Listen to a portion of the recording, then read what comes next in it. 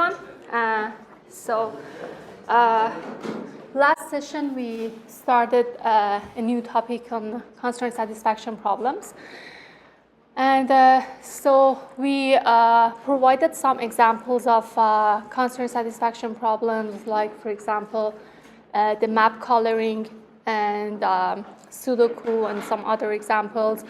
We discussed different types of problems, and we also had a review of backtracking search. So as usual, just a quick review of what we have done. In general, all the constraint satisfaction problems can be represented in terms of variables, domains, and some constraints, right? And then the variables are, for example, in the example of map coloring that we had, examples are, for example, different regions that we have, like, for example, Northern Territory, Western Australia, and so on. And then your domains is just a set of possible values that you can assign to each variable, right? So for instance, if in that example we said the possible colors to assign to each region is red, green, blue, then that is our domain. And then we also always have some set of constraints, and then the constraints, depending on the example, may differ, right? For example, in this example, the constraint was that no two neighbors can have like the same colors. And based on this constraint, we try to color each region so that no two neighbors have the same color, and so we did. And we said that this is not the only example. Constraint satisfaction problems are very useful in different domains, and they have different applications. Like, for example, if you want to like schedule classes, and you want to like make sure that no two exams, for example, for like the same professor at the same time, or even like for scheduling classes, because like one instructor cannot teach multiple classes at the same time, right? Or no, for example, a student can attend like classes at the same time, or like attending the exam sessions at the same time. So that is very helpful also, for example, for a scheduling example. So here is another example giving this scheduling class as an example and asking you, for example, how can you formulate it in terms of variables, domains, and constraints. So how could that be? So what are the variables here?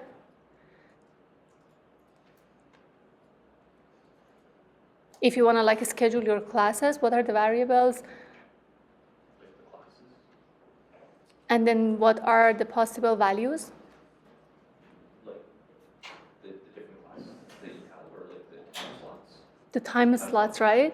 So for example, you can have like these different classes or courses, right, as your variable, and then whatever value that you're assigning to them. For example, in this case, we wanted to schedule them based on the time, so these times could be the domain, right? That means we have these, for example, time slots available based on, like, these are the values that we can assign like to each class, but we have some constraint. We want to assign like these times to the classes in a way that, for example, the same professor do not have to, for example, teach the same class at the same, two classes at the same time, or for example, a student cannot, for example, if they enrolled in multiple courses, cannot have exams at the same time, and so on. Or for example, exams cannot be in the same room, or classes cannot be in the same room. So these are just examples of constraints. We also discussed the cryptarithmetic example that we said that these are your variables, and each of these alphabets are representing just a number, a digit. And our goal is just to find which is the number, for example, for each of them. So these are your variables. x1, x2, x3 is just considered, you can consider them again as your variables, because they're just carryovers. When you, for example, add O with O, the result you can represent with, for example, R. But R can also be, for example, if O is, let's say, 6, then 6 plus 6 is 12, right? Then you have 2 digits here, while we said that each of like these characters are 1 digit. So in that case, you have a carryover variable, which is, for example, x1, x2, x3, to handle just the summation when the sum is more than, for example, 10. And then this is your, for example, constraints that, for example, O plus O is R plus 10 multiplied by x1. that is, for example, if O is 7, 7 plus 7 is R is here 4, right? Plus 10 multiplied by 1, right? And so we already discussed these, and then Sudoku example, we said, for example, what are the variables in this example? Like these spaces? Spaces are your variables, right? And then you have also the domain, and your domain is numbers from 1 to 9, right? So you can assign, so whatever value that you can assign to your variables, that is your domain. So these values from 1 to 9 are your domain. Those empty spaces here, these are actually your variables because they can get different values, right? And then you have some constraints that, first of all, no same, for example, values in the same row, no same values in the same column, and also in each of like these subgrids. So like this big square here has also some subgrids, right? Which is actually 3, 3, 3, 9, right? And each of like these 9 subgrids should not have also repeated numbers. So for example, we only have 1. For example, 9 here, 1, 7 here, and so no repeated numbers. And so the difference of constraint satisfaction problems with what we have already discussed in search, different types of search that we've seen in this class, was that we say in all those kind of searches, like for example, breadth first, depth first, we always considered each node as a black box, right?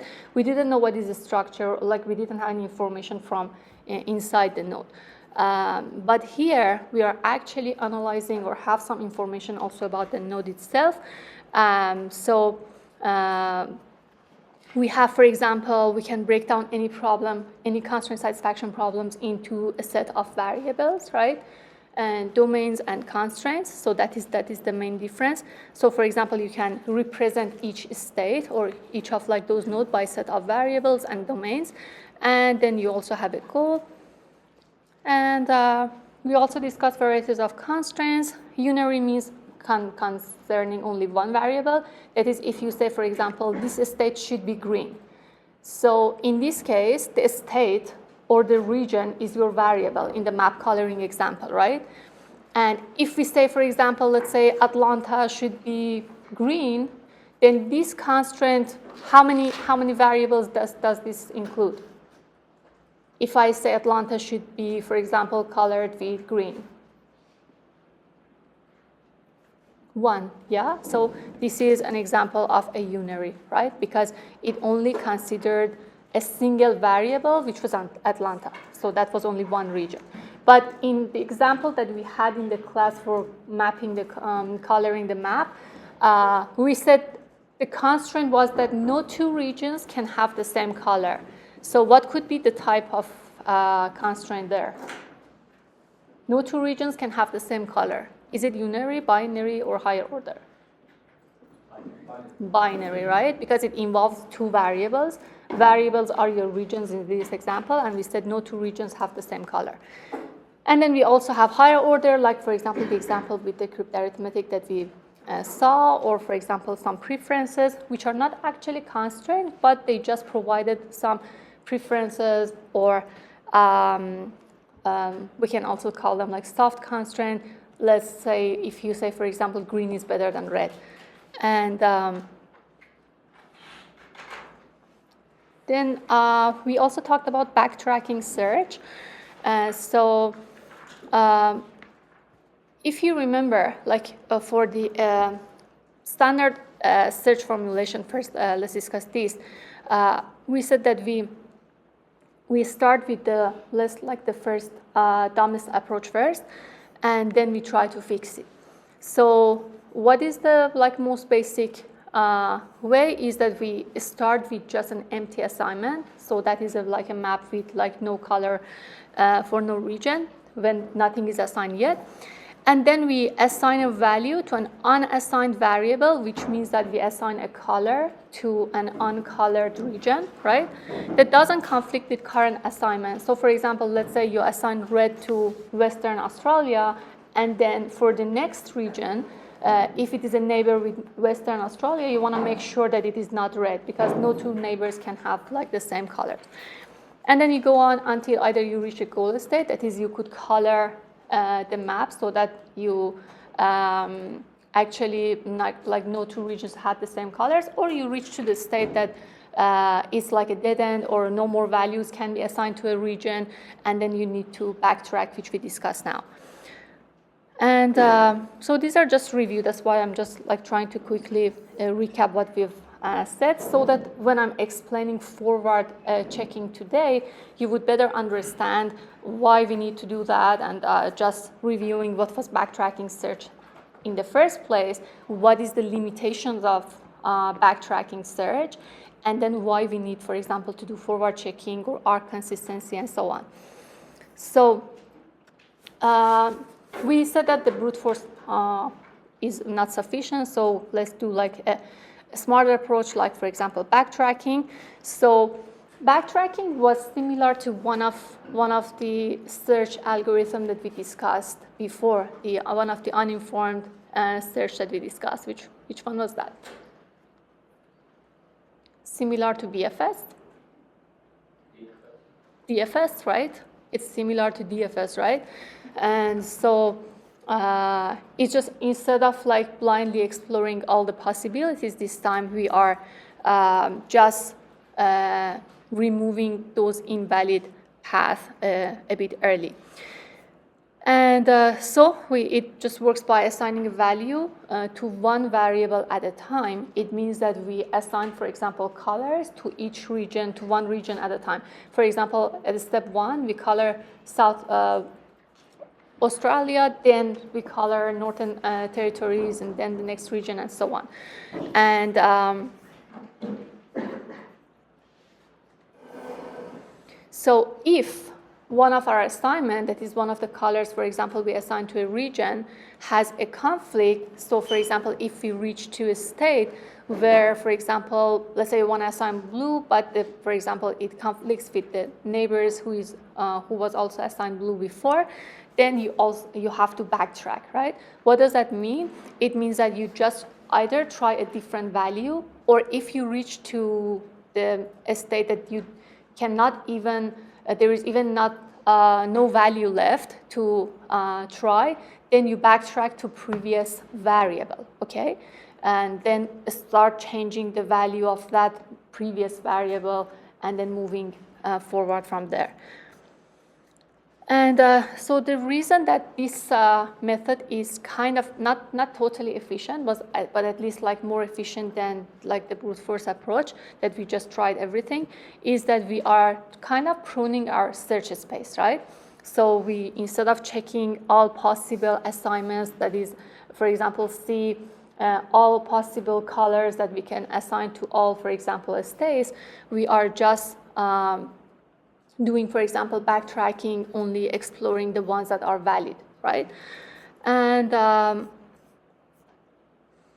another thing is that, for example, if we say, so variable assignments are commutative, what does that mean? If, for example, we say Western Australia is red, and then if we color Western Australia red, then we want to like color its neighbor, that is Northern Territory, green. This is the same as if we say, okay, Northern Territory, we want to color it green, and then Western Australia red, right? So these two assignments are the same. That means they are commutative, or the order doesn't matter. So this is also one advantage, right? Because we are already removing some of the possibilities, right? We are already reducing our search space. And so the example that we had for backtracking, as I said, we start with just empty map, no regions are colored yet, and our goal is to assign colors in a way that no two regions have the same color. So this is our initial state. And then, so as you see, each of like these states or nodes, as opposed to the previous search that we have seen before, now they have some, they're not like black boxes anymore. So it's not just a node here, but like we have some, for example, information. We can represent them in terms of, for example, their variables, which are the regions here. in terms of colors or values that are assigned to them, and so on. And so we have 3 colors, red, green, blue, that we can assign. Let's say, for example, we start from this West Australia region here. So we have 3 options here. So let's try all. And so we just randomly pick a region and then assign a color to that region that could be red, green, and blue. And now each of like these assignments will also lead to new states, right? For example, if you assign red here, then there will be 2 possibilities left for Northern Territory, right? So this could be either blue or green. So far, so good, right? And then here, if we assign, after we assign red here and green to Northern Territory, what option is left for Queens? For Queensland now, it cannot be green because it's neighbor with this one. So it could be either red or blue, right? Now, if you see here, the problem is if you want to continue on the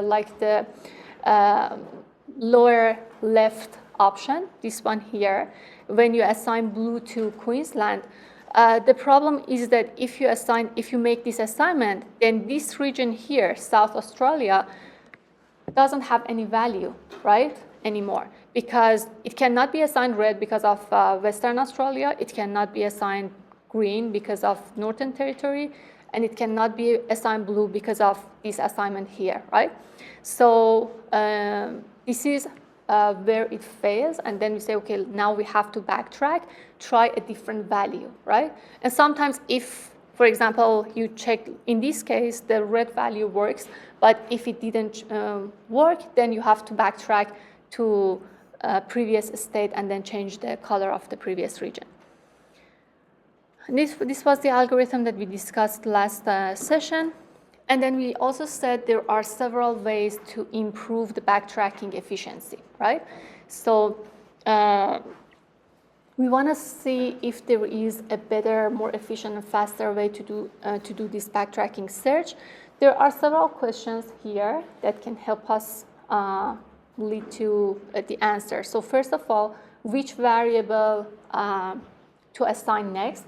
In the context of our example, that would mean what region we want to select at each step, right? Because at some states here, you had several options. So for example, let's say you start from here, and then which one to assign color next? So Northern Territory or South Australia, right? So you can assign colors to any of them. Or even from the beginning, which one to start with? Why should we start, for example, from here? Why not starting from South Australia or other regions? So deciding on which variable to start at each step can help us improve the backtracking search. That is one main question that we want to answer. And the second one is that in what order should the value be tried? For example, we say there are, for example, 2 possibilities for Queensland, either red or blue, and then we try, for example, red. Why red? Why not blue first? Or why blue? Why not red first? So deciding which color, for example, when we reach here, deciding which of these 2 colors are best to choose can also help us improve the efficiency of the backtracking search. And the third question, so these 2 questions we already answered last week, and I'm just going to do a quick review today. But the third one is what we are going to discuss today. That is how we can detect inevitable failure earlier. And so we can do that, for example, with forward checking and constraint propagation that I'm going to discuss today. But let's first just review how we can answer these 2. So the first one, which variable should be assigned next, we can use different heuristics. If you remember in the search strategies, in informed search strategies, we discussed heuristics, right? We said heuristics are just estimation of reaching, for example, to the goal state that help us not moving blindly in the search. One heuristic here is minimum remaining values, or MRV, which says choose the variable with the fewest legal values. So for example, we want to choose the one that have like the fewest valid values. This will help us actually to prevent from getting stuck later, and that is I'm going to explain now. So for example, if a region has only one valid color left, so we must assign this one first, right? So for example, in the last map here, so Queensland here have two valid colors left, right? So this can be the Queensland can be either red or green, right? And South Australia has only one valid color left, which was only blue. So we say, okay, we pick the one with least or with fewer possible valid values, because this just avoids us wasting time on other regions or variables that have more possibilities, and then some of those possibilities later, for example, cause a dead end, right? So instead of that, let's try the one which has fewer options. Maybe, for example, in this example, South Australia has only one option. So let's assign that first, and and then move forward from there. So it kind of helps us avoiding some of the dead ends earlier, right? Now, what if there are more than one region, or we have more than one variable with the same, for example, number of values left? So for example, what if we reach to the position where there are, for example, more than one region with the same number of colors that we can assign to them? If there is a tie, we have a degree heuristic approach. So degree heuristic says that you can choose the variable with the most constraint on remaining variable. What does that mean? Most constraint on the other variables? What does that mean in the context of this example?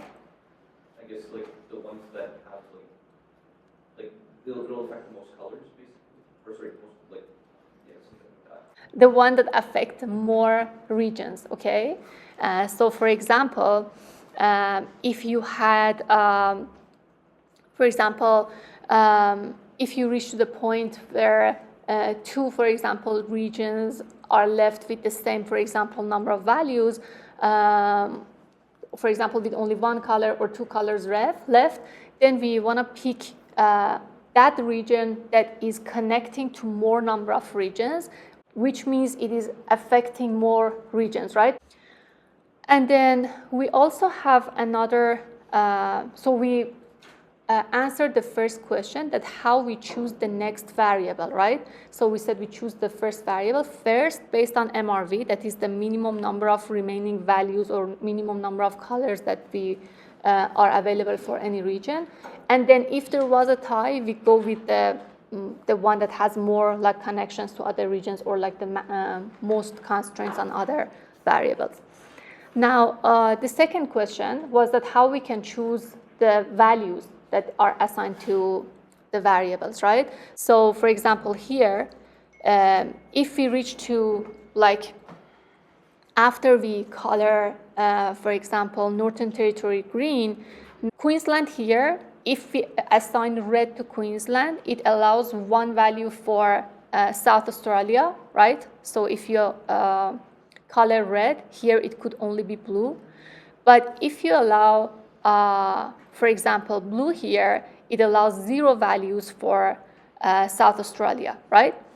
And so we want to choose out the value that rule out the fewest options for future variables, or giving us like more flexibility. So which one here gives us more flexibility? This one, right? Because it allows one value for South Australia. And so this one has like the least constraints, right?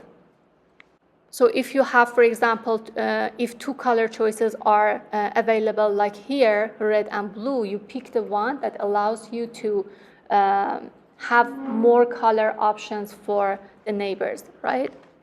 Now, on the last slide, how do we know that we have to check the options for South Australia? Why didn't we pick the other region over there?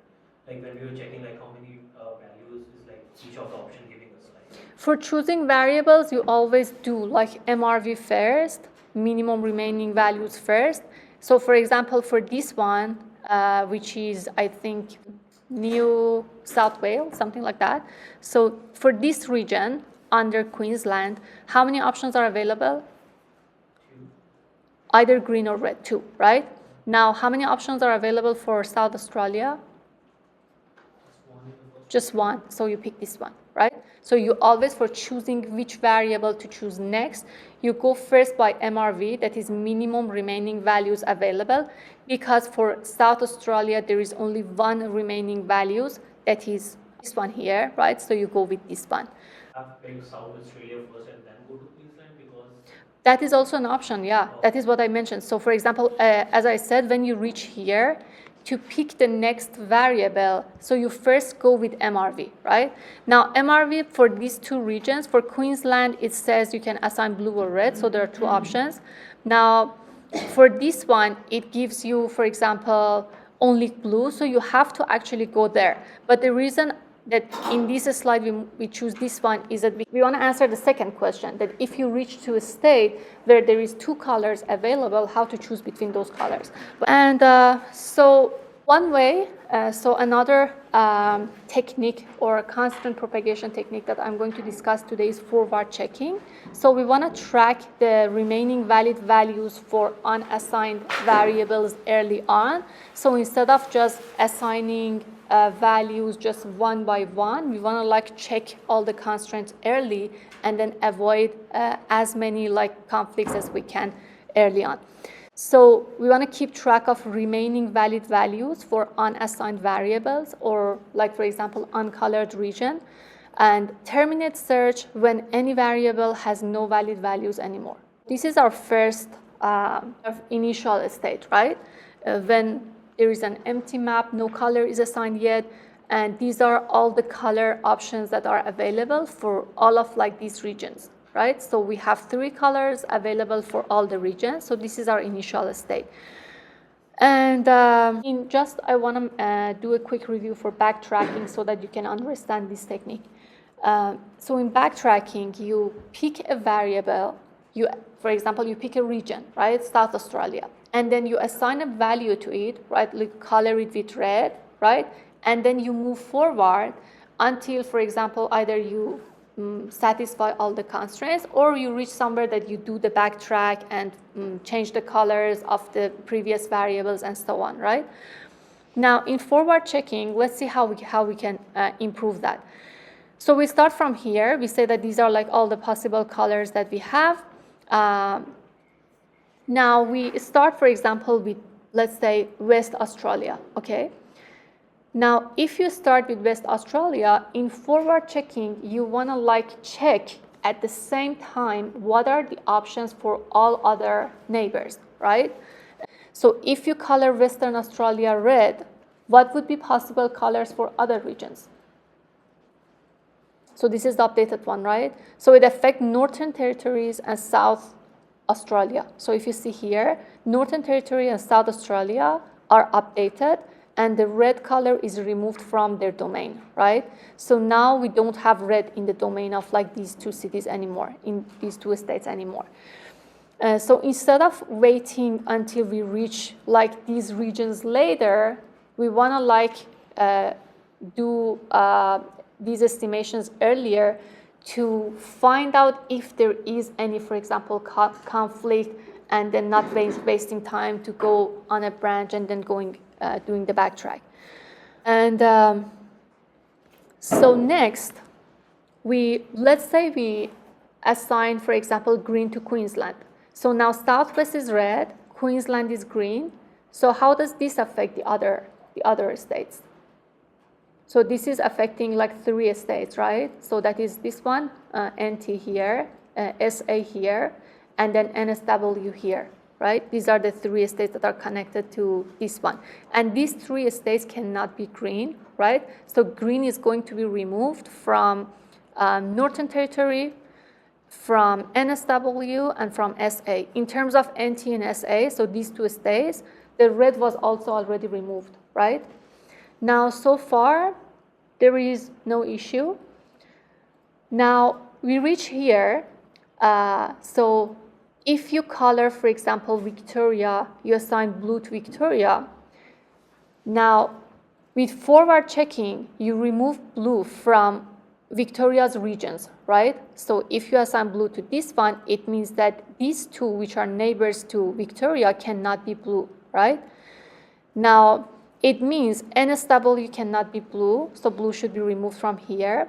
It also means that South Australia should not be blue, right? So we reach to a dead end, we reach to a conflict because South Australia doesn't have any value that we can assign to it.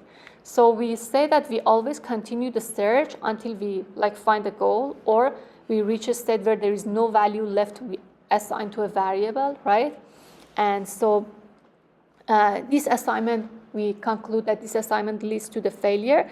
So instead of continuing down an invalid path, we just immediately backtrack and try different assignment earlier, compared doing backtracking, going to a path, and then going back, right?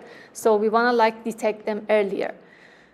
And so that forward checking is just the simplest way of constraint propagation. We kind of can predict some conflicts earlier, but just one step ahead, right? So we are just looking, we don't look very deep, we just look one step ahead at each step. So we eliminate removing values from the domains of the neighbors.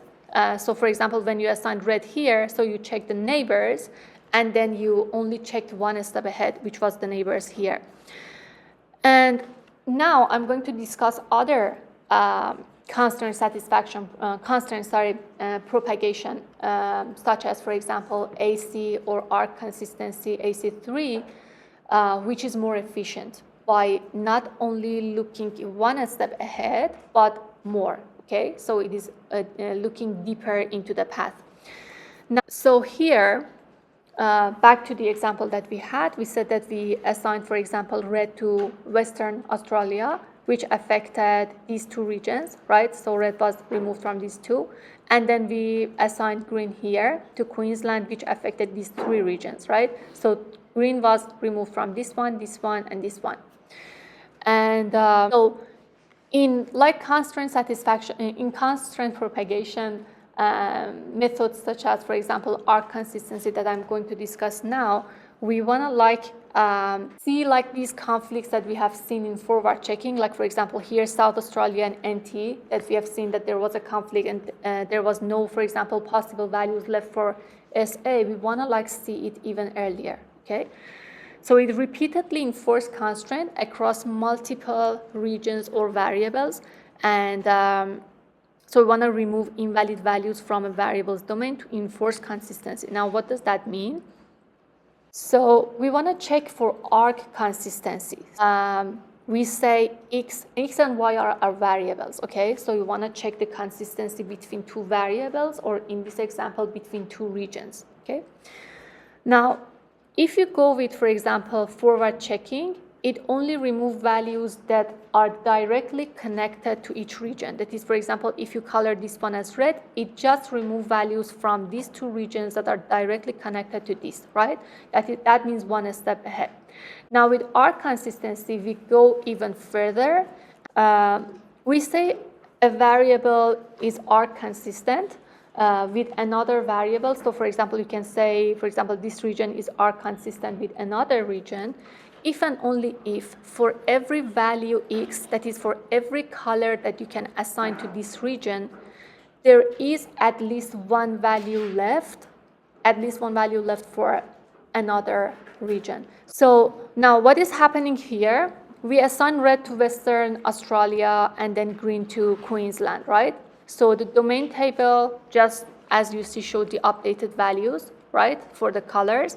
And the constraint that we have now between Northern Territories, right, and South Australia, this still allows them, they can both have blue, right? They are only left with blue. But this is going to cause a conflict. So we want to check the arc consistency to remove the values that cause inconsistencies, like the one with the South Australia and Northern Territories, right? So this is NSW, which is left with only red and blue. Now, one of its neighbors, which is South Australia, right, this is left with blue only. So because South Australia is left with blue only, we say that this one, the NSW cannot be blue, right? So we can remove blue from here to be able to have like the arc consistency, right? Now, blue is removed from NSW, leaving NSW with only red here. Now, we want to like propagate further. So it propagates through like all the network. Now, because this one lost a value, so for whichever variable here or region here that lose a value, you have to recheck all its neighbors. So which region's neighbor I have to check now?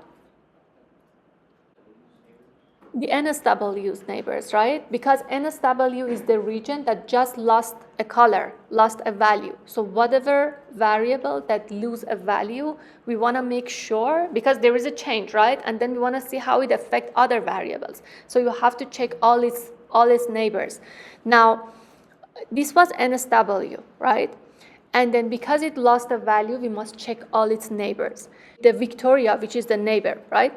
Now, if you check Victoria, it is left with 3 colors, which was red, green, and blue, right? This was from previous state, which was here. So this one was assigned with these like 3 colors. Now, which of these colors is not available anymore? Which one should we update? So we should update the red, right?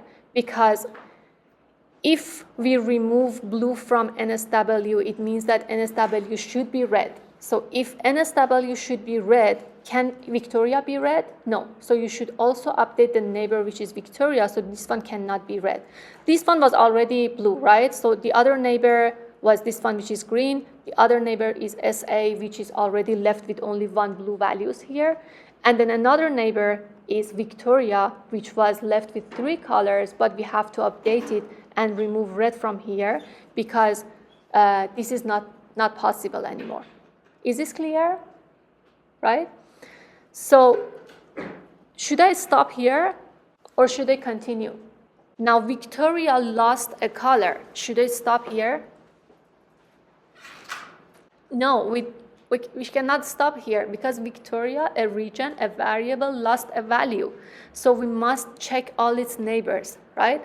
So we said that is the difference and that is the efficiency of our consistency. We go deeper than forward checking. So we don't only check one neighbor at a time, right? So for example, when one step ahead, sorry. For example, in forward checking, when we colored a region on a map, we only check its neighbors, and then we updated the colors that we had, right? And then we stopped there. But here, we do not stop. We continue. Now, Victoria was here, sorry, this one. This one lost a color. Now, this is remained with, for example, green and blue, right? And then you continue with its neighbors, right? The neighbors are, for example, NSW, right? And then there is also this one, SA, which is blue. Now, there is another conflict. Now, when you reach through SA, okay, so which was another neighbor here, SA is also neighbor to Northern Territory, right? Now, if you want to check the arc consistency between SA and NT, so there is a conflict because now if you, for example, want to remove blue from here because this one is blue, now SA is left with no color. So this is an efficiency of our consistency that we are checking like everything, like we go deep enough until we reach to like finding this conflict and avoiding like for example further, for example, exploration or backtracking much earlier. We say, for example, this constraint satisfaction problem is unsolvable with the current assignment. That is, with the current colors that we assign, this is not solvable. So that is not how we can do it. And this is just the algorithm for the arc consistency. So I'm just quickly explaining this because I want to do N-Queen's problem with the backtracking, which I briefly explained last session. So just do an example to better understand backtracking. Now, so this AC-3 algorithm, which is one of the widely used constraint propagation algorithm, these are the steps. So first of all, the first step is just the inputs and the initialization. So what the inputs are a binary CSP, right? We have just some variables x1, x2, and so on. And then we have like a queue of our arcs, which are xi, xj, that are your arcs, representing the constraint. So each arc was a constraint between pairs of variables, right? For example, in the previous example, the arc was between the constraint between the regions, right?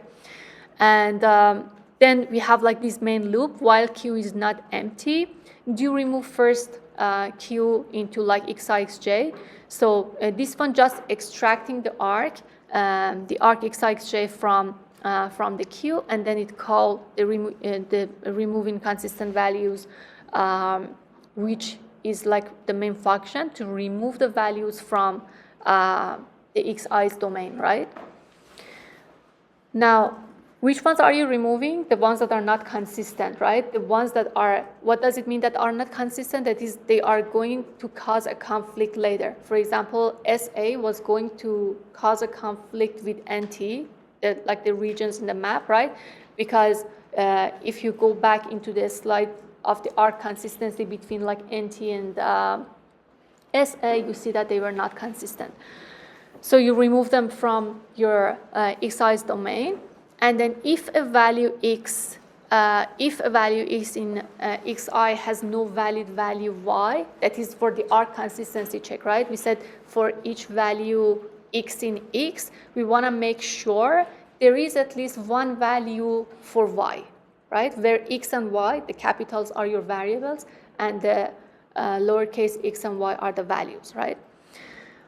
And then if like there is no value for y, then you just want to like remove that like from your constraints. And then you have the propagation. So if any value is just removed from your xi, then we want to like recheck all the neighbors. So what we did, for example, if we remove the color from a region, like for example removing red from, I don't know, for example, Victoria, then we want to check what would be the effect on the neighbors, and then we continue like checking if there is at least one value left for the neighbors, and so on. And if any value is removed, then return true, because the neighbors can be rechecked. And so I just provided this table to better differentiate between forward checking and arc consistency. So the way that forward checking is reducing your domain is just by doing it locally and one step ahead. So if you, for example, assign a color to a region or assign a value to variable, it just checks the neighbors, right? And then stop there. So it removes conflicting values from domains of directly connected variables or just the direct neighbors. But with the arc consistency, we repeatedly check the constraints, right? So when, for example, at first step, we didn't stop. We said, okay, now that, for example, we remove the value from this variable, now we have to check all its neighbors. Now, again, we checked for the neighbors. If we are for sure, for example, if you are removing, for example, red from Victoria, it affects other neighbors too. Then you are going to remove some values from other neighbors. And then you continue until like you do for all the neighbors, right? And then you, early on, you can detect if there is any failure in that assignment, and then you just don't do that, right? You don't go into that branch. And there are also some other CP methods, which I'm going to explain on Thursday. And so let's do just a quick example. The queens, the n queens with backtracking.